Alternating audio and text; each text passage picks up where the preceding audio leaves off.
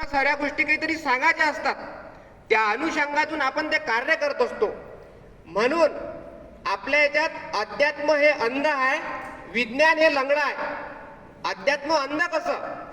आपण जर अध्यात्माच्या क्षेत्रासाठी, मी राधास्वामीचा सत्संगीतला एक सदस्य आहे आणि माझ्या पूर्ण फॅमिलीला एक कोऑर्डिनेटर असल्यामुळे मी संचालक पण आहे त्या बॉडीचा, कारण की माझे काका हे सेक्रेटरी आहेत त्या संस्थेचे. अध्यात्म अंध कसं आहे?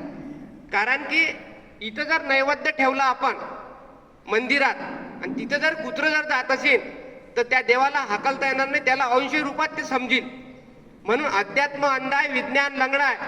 अंधे के खंधे पर लंगड़ा बैठा है, लेकिन दोनों भी ये जग सुखी होने को होना, लेकिन कोई सुखी नहीं कर पा रहा. कारण अध्यात्मामध्ये अंधाला दिसत नाही आणि विज्ञान हे लंगडं असल्यामुळे चालू शकत नाही. म्हणून अध्यात्मावर विज्ञानानं मात करायचा खूप काही प्रयत्न केला, पण सर्वश्रेष्ठ इथं हे अध्यात्मच आहे.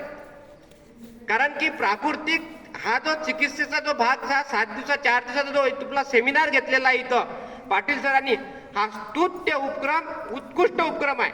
म्हणून महको तो ऐसे महको कि गुलाबों के फूलों को भी होश आ जाए. अरे तालियां ऐसी बजाओ तुम कि पाटिल सर के टीम को ये ऐसे कैंप लेने को हरदम जोश आ जाए. थँक्यू.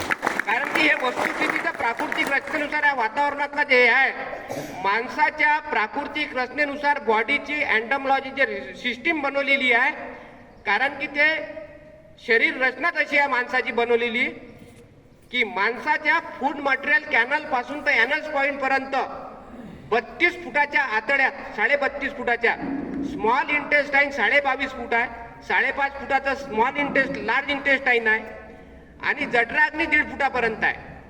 तर एवढ्या ह्याच्यात आपल्या ह्याच्यात पाचन ग्रंथीनुसार की दिन में कच्चा आणि रात में पक्का, 21 वर्षानंतर शरीराची रचनेची वाढ हे स्लोगन आपले बंद होऊन जातात ऑर्गन्स.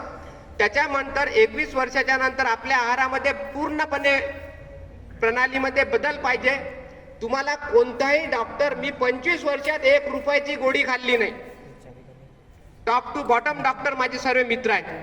त्या अनुषंगातून अन्न नलिकेपासून तर मलमार्गापर्यंत सरांनी, अक्षय सरांनी मलपॅट कसा लावायचा, कोमट पाण्याचा इनिमा कसा करायचा, थंड पाणी काय करते, याची तुम्हाला इथून जाणीव असायला पाहिजे.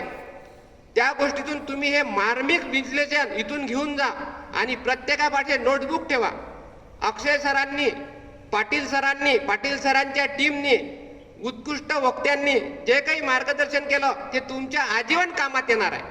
कारण की ही वस्तुस्थिती आहे इथं, मी त्याच्यातूनच तयार झालेला.